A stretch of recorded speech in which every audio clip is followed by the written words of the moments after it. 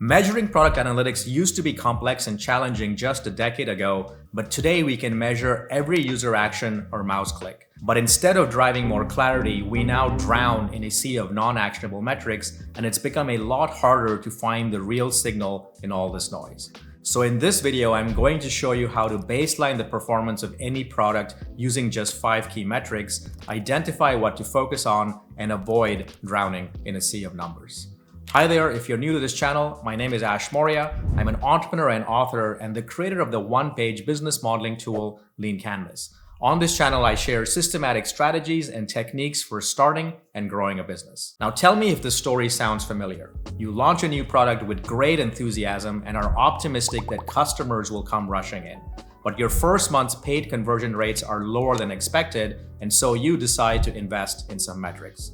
You start with some free tools like Google Analytics, and after just a few lines of JavaScript code, you start getting hundreds of data points to analyze.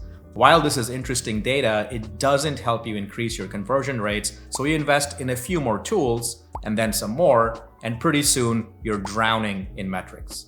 The problem is that all these metrics tell you what you already know, that no one or not enough people are buying, but they don't tell you why. Without that, it's unclear where to focus and what to optimize, and you keep chasing your tail. The good news is that you don't need lots of numbers to drive focus, but a handful of actionable metrics. Meet the customer factory. A few years ago, I stumbled into a mini epiphany. It struck me that all businesses, regardless of their business model or type of product, share one universal goal: to make happy customers. In other words, all businesses have customers and want more customers, and the work of making more customers happens inside a customer factory. In this metaphor, the customer factory represents everything inside your business: your marketing, sales, customer service, and product. And the job of your customer factory is to make happy customers by taking in unaware visitors on the left and turning them into happy, passionate customers on the right as output. The process of making customers can be further broken down into 5 macro steps universally found in all types of products. I'll illustrate these steps using a flower shop and a software product. The first step in the customer factory is acquisition. This is where you acquire raw materials or leads for your customer factory. In the flower shop case, getting someone walking by your window display to stop and come into your shop is an acquisition event.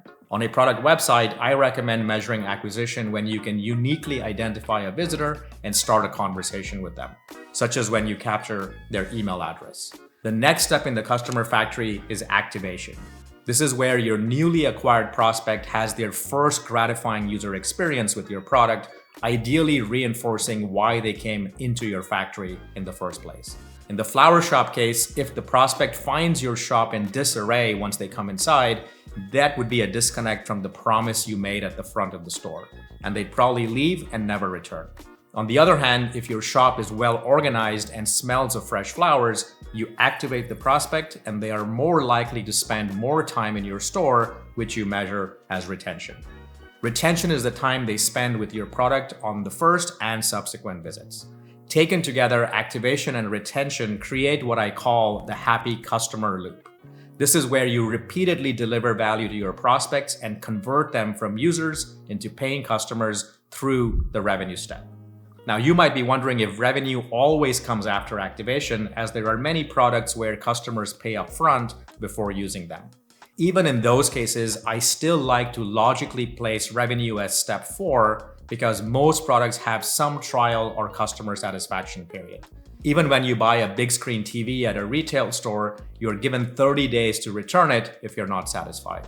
So the retail store doesn't technically earn your revenue until you go through the happy customer loop a few times and decide to keep the TV. Finally, if you deliver enough value to your customers, they pay you twice. Once with revenue, and then if they are really happy with the referral, shown here as step 5.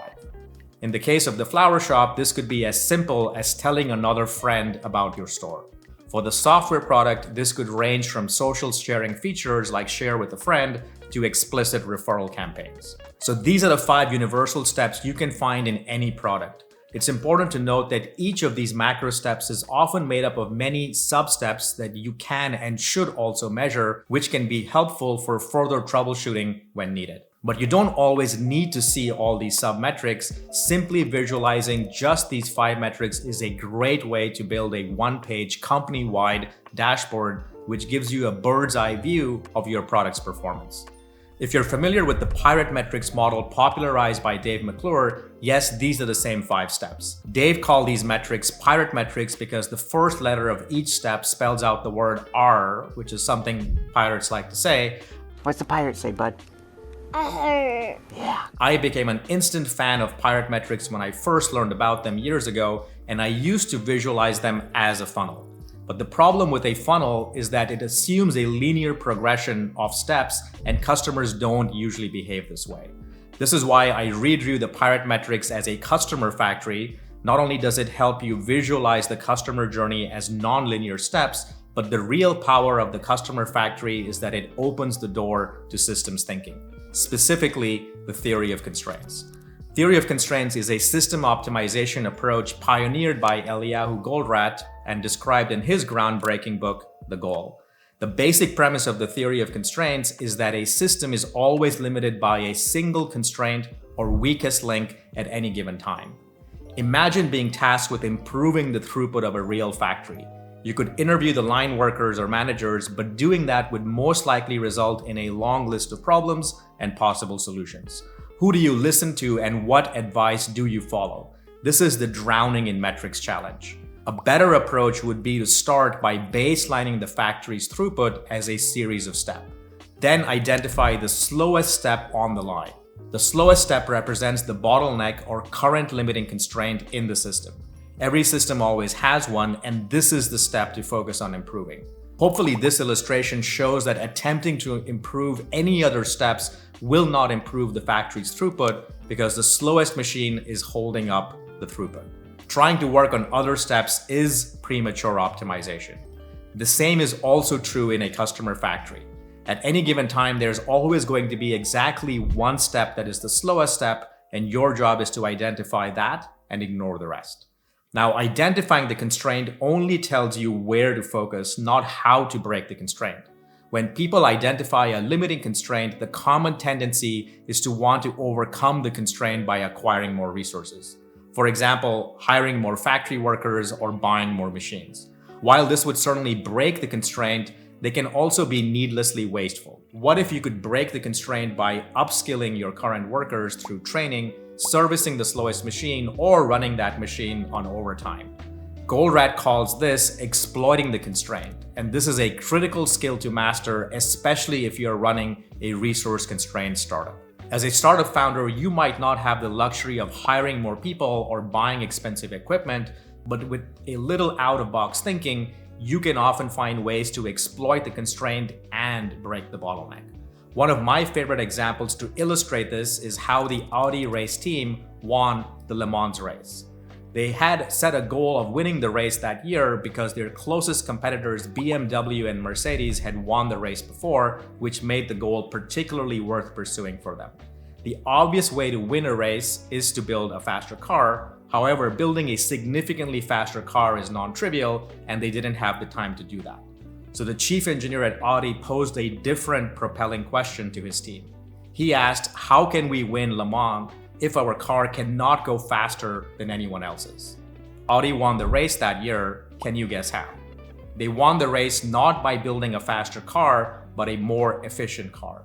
The Le Mans is a grueling 24 hours race. During that time, cars have to be refueled multiple times, and by putting diesel technology into their race cars, Audi reduced the number of pit stops their car had to make, which was the edge they needed to win. This is an excellent illustration of not falling victim to a constraint, but exploiting it.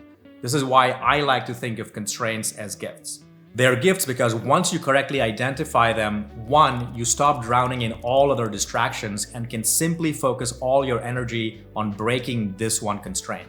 And two, if you can get to the root causes behind the constraint, it opens innovative ways for exploiting the constraint like the Audi team did. This is the key to avoid drowning in a sea of non-actionable metrics and instead focus on uncovering the right actions that stand to drive the biggest impact in your product. If you enjoyed this video, I've got lots more videos like this one coming. Please subscribe to the channel and leave a comment below. Thanks for watching, and until next time, take care.